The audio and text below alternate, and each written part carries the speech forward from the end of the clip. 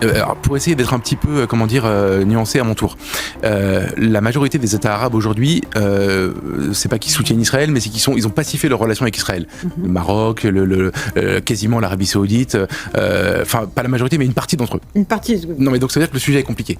Et je prends l'exemple du Maroc à dessein parce que moi j'étais il y a à peu près un an sur les Champs-Élysées au moment de France-Maroc et j'ai vu des drapeaux palestiniens à l'époque. Et ce qui est intéressant et ce qui est même, je pense grave et dangereux, et c'est pour ça que en France c'est inquiétant ce qui se passe en ce moment, c'est que les communautés, disons, arabo-musulmanes françaises ont pris fait et cause pour la Palestine, alors que leurs pays d'origine sont beaucoup plus ouverts, entre guillemets, sur le sujet.